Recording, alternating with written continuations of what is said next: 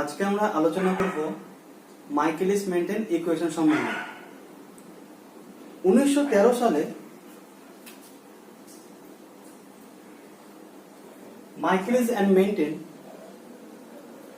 যখন disaccharide sucrose এর মধ্যে যখন ইনভার্টেজ এনজাইম দেয়, ইনভার্টেজ, তার ফলে সুক্রোজটা ডাইস্যাকারাইড থেকে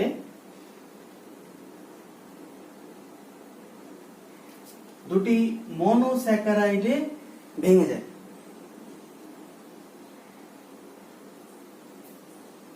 গ্লুকোজ এন্ড ফ্রুক্টোজ দুটি মনোস্যাকারাইডে ভেঙে যায়। ইনভার্টেজ এনজাইম, এখানে সুক্রোজটা হচ্ছে সাবস্ট্রেট।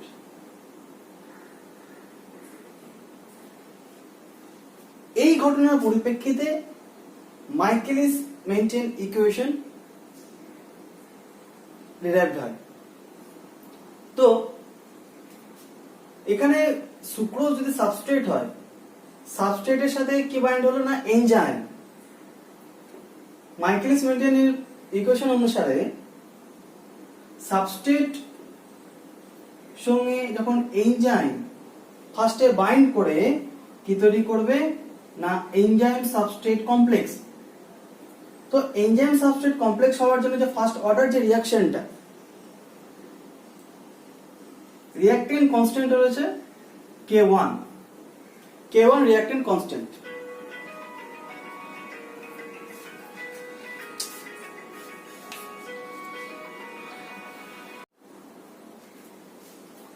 এখানে K1 হলো রিঅ্যাকটেন্ট কনস্ট্যান্ট, ফলে এখানে এনজাইম সাবস্ট্রেট কমপ্লেক্স তৈরি হলো। আবার এনজাইম সাবস্ট্রেট কমপ্লেক্স থেকে পরবর্তীকালে এনজাইম সাবস্ট্রেট আবার ভেঙে যেতে পারে। সেই ক্ষেত্রে যে dissociation constant K1, it is a association constant for substrate and enzyme, and enzyme substrate complex EX, it is a dissociation constant. Dissociation constant হবে K-1।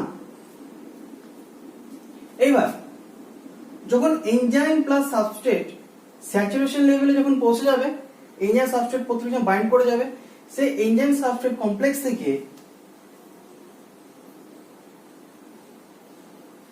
K2 রিঅ্যাকটেন্ট কনস্ট্যান্ট দ্বারা এনজাইম এবং প্রোডাক্ট পাওয়া সম্ভব, এনজাইম এবং প্রোডাক্ট পাওয়া সম্ভব। তো according to Michaelis maintain এই ক্ষেত্রে ডিসোসিয়েশন হচ্ছে ES থেকে এনজাইম প্লাস সাবস্ট্রেট, এবং ডিসোসিয়েশন হচ্ছে এনজাইম সাবস্ট্রেট থেকে এনজাইম প্লাস প্রোডাক্ট। তো according to Michaelis maintain equation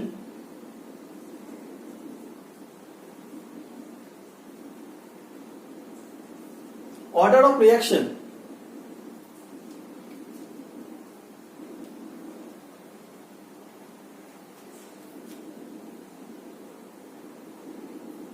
K2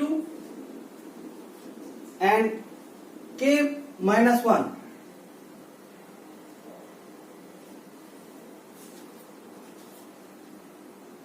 according to Michaelis Menten equation, both the dissociation constant K-1 and K2, K-1 plus K2 এর সাথে total association constant হচ্ছে K1। At first enzyme substrate level থেকে যে enzyme substrate complex তৈরি হবে, total energy, internal energy যে constant, সেটা হচ্ছে K1। একে বলা হয় Michaelis constant, Michaelis maintain constant equation. একে ডিনোট করা হয়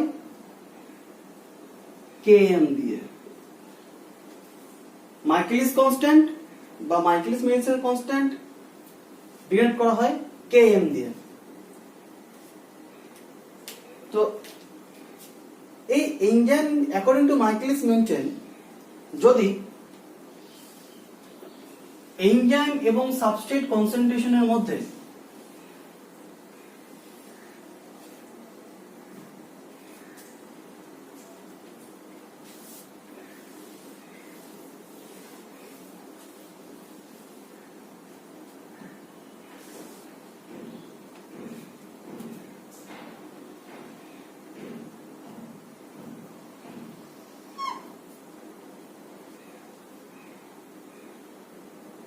total substrate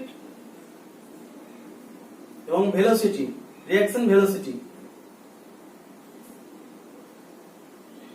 highest Vmax, maximum velocity substrate, যখন সাবস্ট্রেট কনসেন্ট্রেশন বাড়তে থাকবে উইথ প্রেজেন্স অফ এনজাইম, কি হবে না সাবস্ট্রেট কনসেন্ট্রেশন থেকে হাইয়েস্ট Vmax অ্যাচিভ করা সম্ভব। Vmax টোটাল ভেলোসিটি, ভেলোসিটি কি বলতে না এই সাবস্ট্রেট এনজাইম সাবস্ট্রেট কমপ্লেক্স থেকে যে প্রোডাক্ট তৈরি হচ্ছে এখানে ম্যাক্সিমাম ভেলোসিটি যদি ম্যাচ করে এনজাইম সাবস্ট্রেট কমপ্লেক্স, তো সাবস্ট্রেট কনসেন্ট্রেশন বাড়ানোর সাথে সাথে কি হচ্ছে না Vmax অ্যাচিভ করা সম্ভব হচ্ছে। এই সাবস্ট্রেট কমপ্লেক্সের মাঝে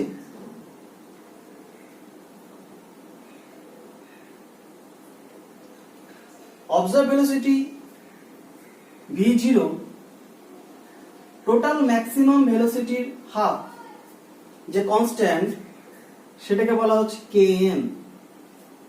তাহলে Km হলো যে সাবস্ট্রেট কনসেন্ট্রেশন, সাবস্ট্রেট কনসেন্ট্রেশনের Vmax এর হাফ 50% যে অবজার্ভ ভেলোসিটি সেটাই বলা হচ্ছে Km।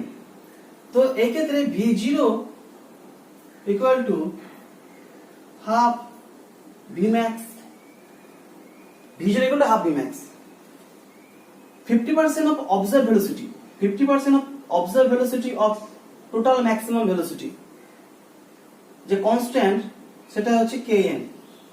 Km ডিসোসিয়েশন কনস্ট্যান্ট,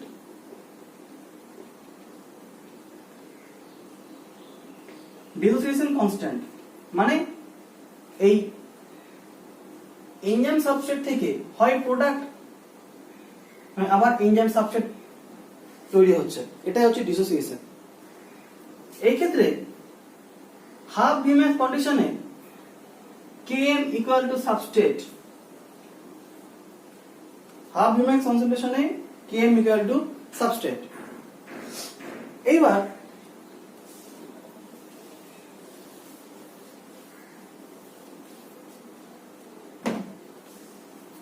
যদি সাবস্ট্রেট কনসেন্ট্রেশন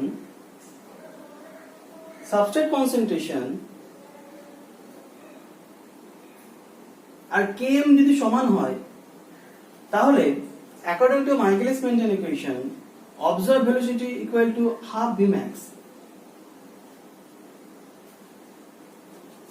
যদি সাবস্ট্রেট কনসেন্ট্রেশন বাড়ে Km এর থেকে তাহলে কি হবে সাবস্ট্রেট কনসেন্ট্রেশন Km এর থেকে বৃদ্ধি পেলে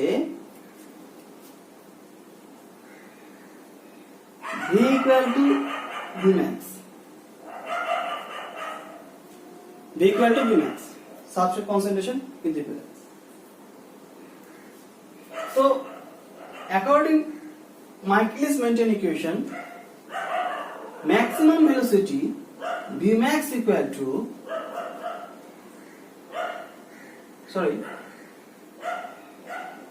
observed velocity Vmax substrate Km plus S, Michaelis Menten equation.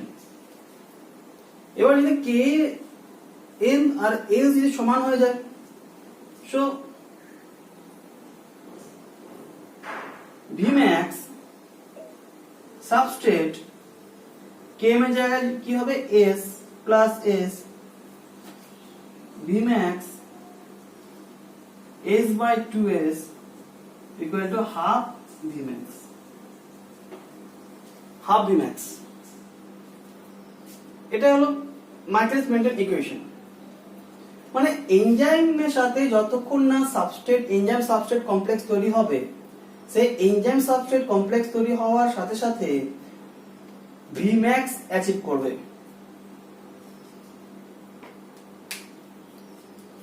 এবার আমরা দেখব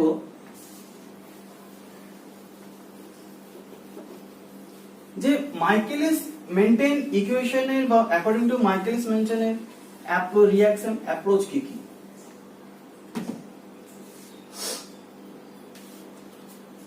যদি এনজাইমের সাথে সাবস্ট্রেট প্রেজেন্ট থাকে, একটা নির্দিষ্ট টাইমে মধ্যে এনজাইমের সাথে সাবস্ট্রেট কি হবে, বাইন্ড হয়ে যাবে। যতগুলো এনজাইম থাকবে, এনজাইমের সাথে যদি এনজাইম আর যদি সাবস্ট্রেট ফ্রি অবস্থায় থাকে, আফটার সার্টেন টাইম কি হবে না, এনজাইমের সাথে সাবস্ট্রেট গুলো বাইন্ড হয়ে যাবে। বাইন্ড হয়ে কি তৈরি করবে, enzyme substrate complex, ES complex. Further ES complex থেকেই আমার এনজাইম এবং প্রোডাক্ট পাবো। তো এই যে ফার্স্টে এনজাইম সাবস্ট্রেট থেকে যখন এনজাইম প্লাস সাবস্ট্রেট বাইন্ড হচ্ছে, যে এনজাইম সাবস্ট্রেট রিঅ্যাকশন কমপ্লেক্স তৈরি করছে, সেই কমপ্লেক্স তৈরি হওয়ার আগের মুহূর্তে যদি এনজাইম বেশি থাকে এবং সাবস্ট্রেট কম থাকে,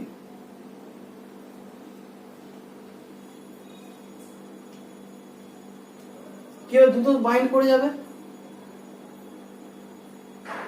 সাবস্ট্রেট যদি কম থাকে, এনজাইমের পরিমাণ বেশি, সাবস্ট্রেট কম, তাহলে বেশি পরিমাণে এনজাইম কি করবে না, সাবস্ট্রেট গুলোকে সাথে বাইন্ড হয়ে ইএক্স কমপ্লেক্স তৈরি করবে। তো এই ক্ষেত্রে যখন আমাদের এই সাবস্ট্রেট কনসেন্ট্রেশন বাড়তে শুরু করলো, মিলিমোলার 10, 20, 30, 40, 50,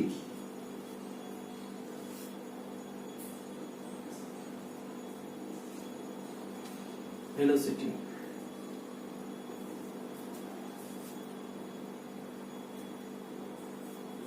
যেখানে এনজাইম কম আছে বা সাবস্ট্রেট বেশি আছে, সেক্ষেত্রে কি করতে হবে, এনজাইম সাবস্ট্রেট কমপ্লেক্স বাইন্ড হওয়ার জন্য একটা সার্টেন টাইমের পরে কি হবে, দ্রুত সময়ে এনজাইম সাবস্ট্রেট বাইন্ড হয়ে যাবে,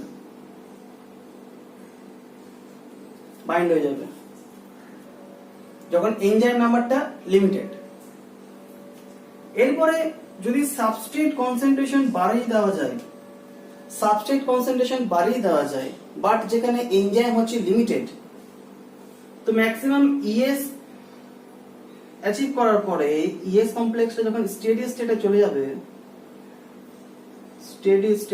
যাবে, মানে প্রত্যেকটা এনজাইম সাবস্ট্রেটের সাথে বাইন্ড করে গেছে, আর এনজাইম নেই, কিন্তু যদি সাবস্ট্রেট কনসেন্ট্রেশনটা বেশি হয়ে যায়, তাহলে কি হবে, তাহলে আমাদের সাবস্ট্রেট কনসেন্ট্রেশন বাড়ানোর সাথেও আর ইএস কমপ্লেক্সটা তৈরি হবে না, বা রিঅ্যাকশন স্টেটটা স্টেডি হয়ে যাবে। একে বলা হয় স্টেডি স্টেট কনস্ট্যান্ট বা স্টেডি স্টেট কনফর্মেশন। তো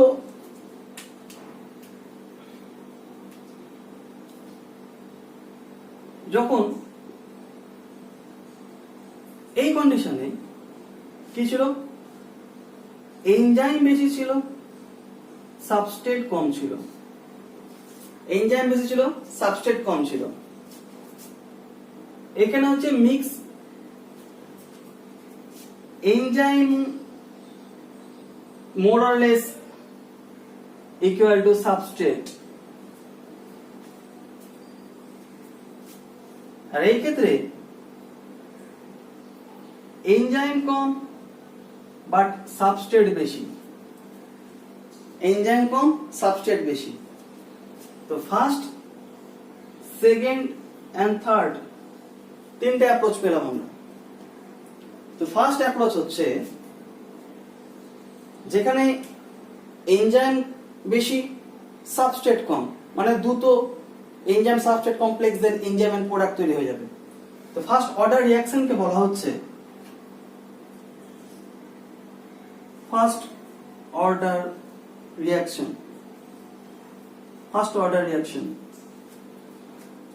সেকেন্ড অ্যাপ্রোচ যেখানে enzyme or substrate more or less equal অ্যামাউন্টে রয়েছে, তাকে বলবো আমরা mixed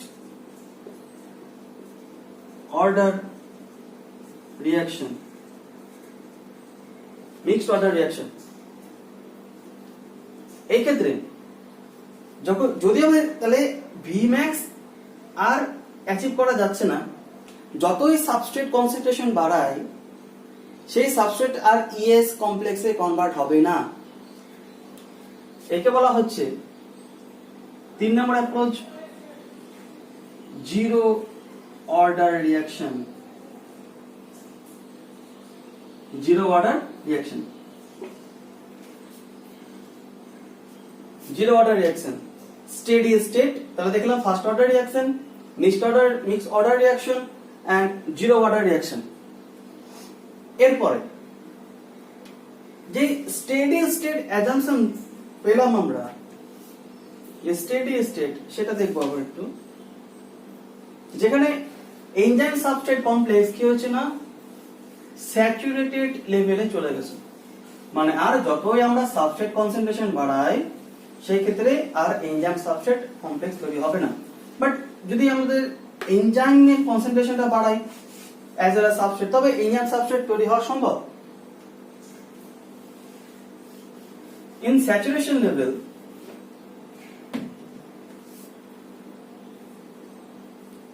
in saturation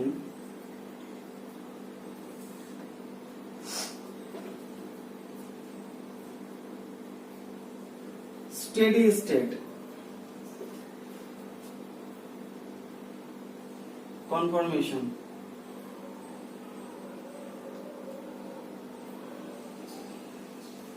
steady state conformation according to Michaelis-Menten approach by steady state assumptions,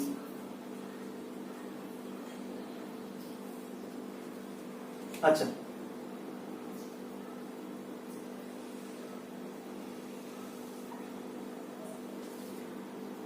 কি প্রেজেন্ট আছে এনভায়রনমেন্টে? এনজাইম প্রেজেন্ট আছে, সাবস্ট্রেট প্রেজেন্ট আছে এবং প্রোডাক্ট প্রেজেন্ট আছে। না, এনজাইম সাবস্ট্রেট প্রেজেন্ট আছে, এনজাইম দেন সাবস্ট্রেট দেন হচ্ছে প্রোডাক্ট। ওকে, সাবস্ট্রেট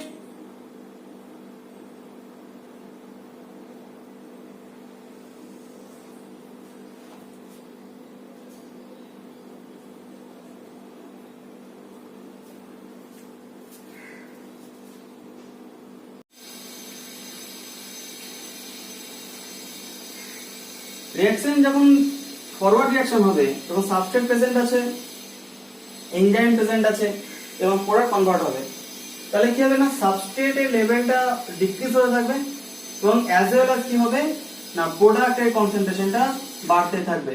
সাবস্ট্রেট কনসেন্ট্রেশন কমতে থাকবে এবং প্রোডাক্টের কনসেন্ট্রেশন কি হবে বাড়তে থাকবে।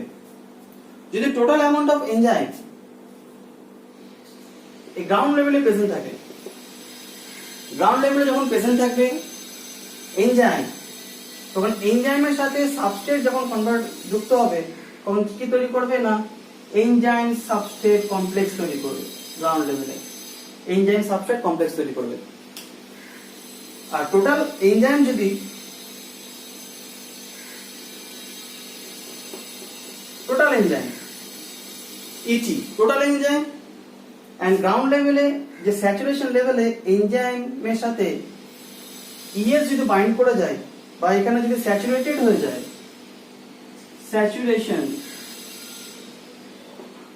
স্যাচুরেশনটা হচ্ছে steady state, no conformation change, steady state.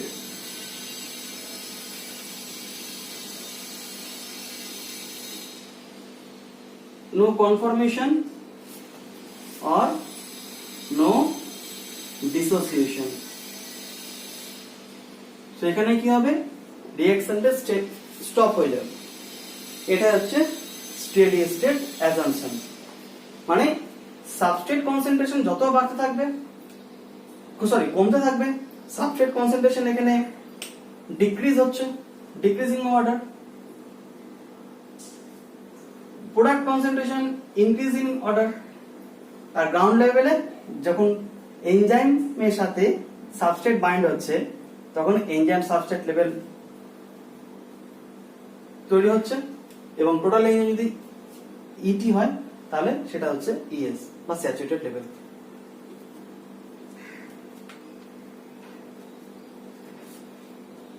এবার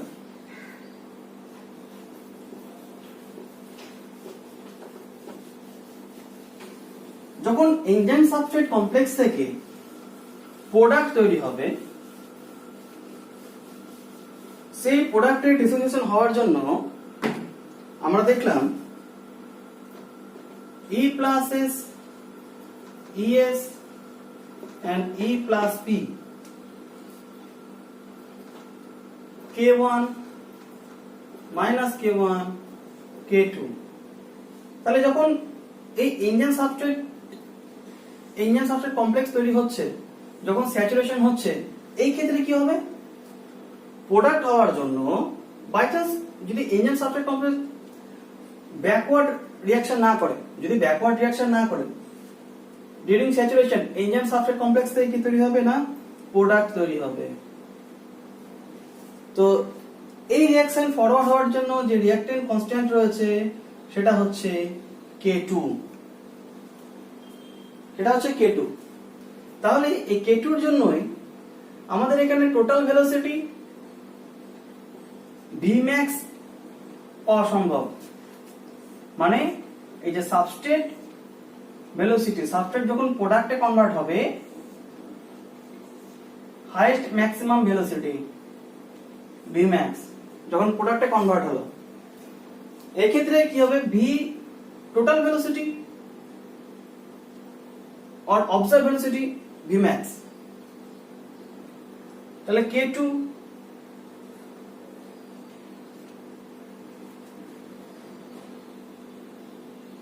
টোটাল এনজাইম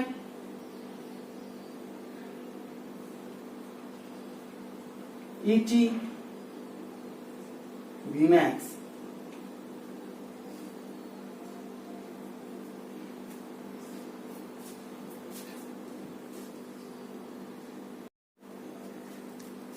তাহলে K2 যদি ডিসোসিয়েশন কনস্ট্যান্ট হয় ফর এনজাইম সাবস্ট্রেট কমপ্লেক্স, তাহলে Vmax divided by total enzyme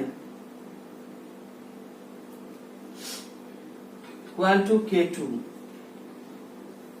কে বলা হয় টার্নওভার নাম্বার।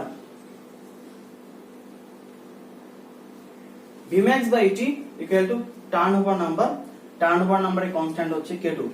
টার্নওভার নাম্বার বলতে টোটাল এনজাইম और সাবস্ট্রেট বা ES complex unit time with presence of enzyme or any substrate molecule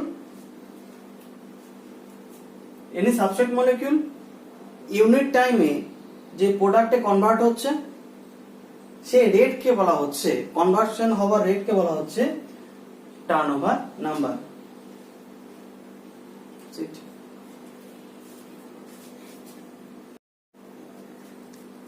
তাহলে K2 যদি dissociation constant হয় for enzyme substrate complex, তাহলে Vmax divided by total enzyme equal to K2 কে বলা হয় turnover number. Vmax by ET equal to turnover number. Turnover নাম্বারের constant হচ্ছে K2। Turnover number বলতে টোটাল এনজাইম और সাবস্ট্রেট বা ES complex unit time with presence of enzyme or any substrate molecule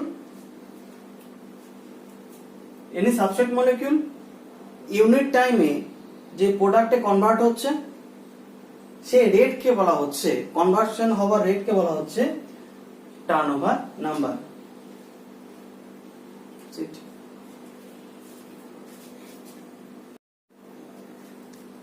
তাহলে K2 যদি dissociation constant হয় for enzyme substrate complex, তাহলে Vmax divided by total enzyme equal to K2